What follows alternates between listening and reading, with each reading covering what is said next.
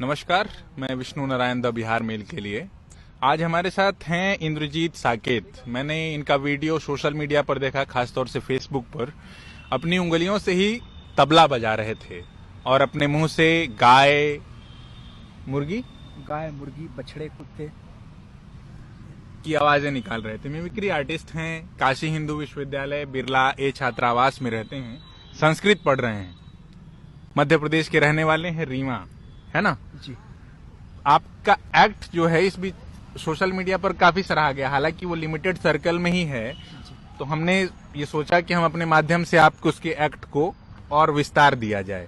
तो ये कब से शुरू हुआ आपका ये कुछ जो मिमिक्री की ओर आपका रुझान है वो कैसे शुरू हुआ? सर्वप्रथम तो अपने श्रोताओं को और विशिष्ट विद्वज्जनों को प्रणाम करता हूं और आपको भी बहुत बहुत धन्यवाद देता हूं। और मैं तो आपको बताऊं कि मैं कक्षा 9 से ही ये शुरू किया। और ऐसा कि हमारे यहाँ गाय वो बोलती थी, गाय बछड़े ये सब, तो हम सोचते थे कि हम बनाने का प्रयास करें। और पहले मैं कक्षा 8 में भी बनाया करता था, लेकिन उतना कंफर्टेबल नहीं रहता था, यानी कि आत्मविश्वास नहीं रहता था कि मैं सही बना रहा हूँ। लेकिन मैं एक बार क्या हुआ कि मैं श्री हनुमान प्रसाद पोद्दार अंध विद्यालय में आया, कक्षा 9 में एडमिशन लिया। इससे पूर्व मेरी प्रारंभिक शिक्षा मध्य प्रदेश में ही यमुना प्रसाद शास्त्री नेत्रहीन महाविद्यालय में हुई 1 से 8 तक। तदनंतर मैं कक्षा 9 से आया यहाँ श्री हनुमान प्रसाद पोद्दार अंध विद्यालय में। तो वहां हमने एक बार बनाया तो लड़कों ने कहा, भाई गाय कहाँ से आ गई? तब हमको ऐसा प्रतीत हुआ कि नहीं, मैं सही आवाज बना रहा हूँ। अच्छा। तब से मैं प्रसिद्ध होने लगा। जी। तो ये आप पहले भी ये सारी चीजें करते रहे? मतलब मैंने बहुत बाद में देखा इसका मतलब आप। जी जी जी। तो ठीक है, तो आप यहाँ जो दर्शक कुछ बैठे हुए हैं उनकी ओर से, क्या गाय इस समय बहुत चर्चा में भी है ना, गाय राजनीति के केंद्र में भी है। आप जो गाय का एक्ट है वो गाय का एक्ट जरा सुनाइए हमारे दर्शकों के लिए। जी जी बिल्कुल। जैसा कि आप सब जानते हैं, धेनु अस्माकम माता अस्ति, गाय हमारी माता है। भारतीय संस्कृतौ धेनु नाम महत्वम अधिकम अस्ति। भारतीय संस्कृति में गाय का महत्व है और मैं गाय की आवाज बना रहा हूँ आप लोगों के सम्मुख।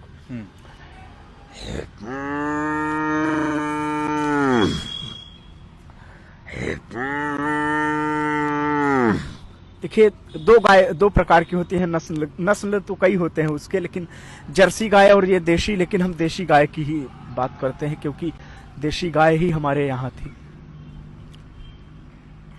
तो जर्सी की भी निकाल लेते हैं आप आवाज? नहीं नहीं, ये कौन सी आवाज थी? ये देशी गाय।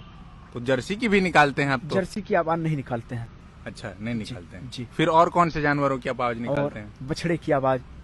बछड़ा कैसे बोलता है तो सुना रहा हूँ।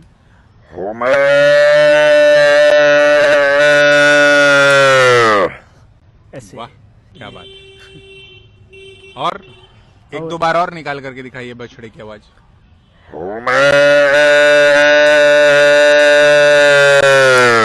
क्या बात है।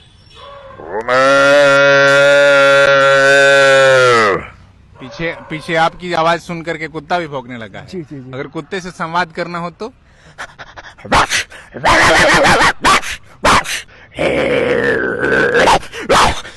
ऐसे करके। गजब गजब गजब, क्या बात है। और कौन से जानवर? मुर्गी, हाँ। वो जब बिल्ली उल्ली को देख करके उसको भय होता है, हाँ हाँ, तो भाई चिल्लाती है।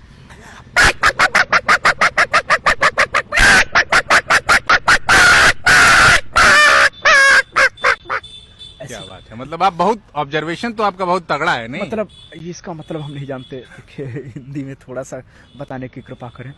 ऑब्जर्वेशन मतलब आप जो देख आसपास जो भी महसूस करते हैं उसको आत्मसात कर लेते हैं बहुत जल्दी। अब हो गया, ये तो हम नहीं कहते, तो प्रभु जी की कृपा है।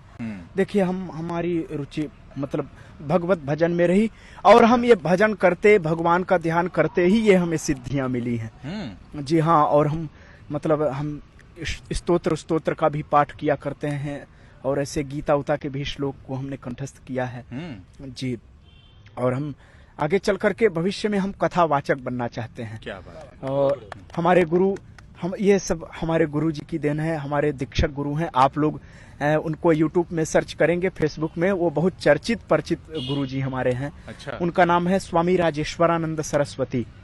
जी हाँ। तो वो एक हम तो कहेंगे ही, लेकिन ऐसा जितने भी कथावाचक जो व्यासपीठ के लोग हैं, व्यासपीठाधीश्वर हैं, उन सब ने एक ही मत व्यक्त किया है। उन सब का कहना यह है कि स्वामी राजेश्वरानंद सरस्वती ना कि रामचरित कथावाचक थे, वो अपने आप में ही स्वयं रामचरितमानस थे। क्या बात है। जी। तो आपने बकरी की आवाज अभी तक तो निकाली नहीं, आपने गाय की निकाली, कुत्ते की निकाली और मुर्गी की निकाली। जी। बकरी की आवाज? बकरी की निकाल रहा हूँ। ऐसे वो छींकती है। हाँ।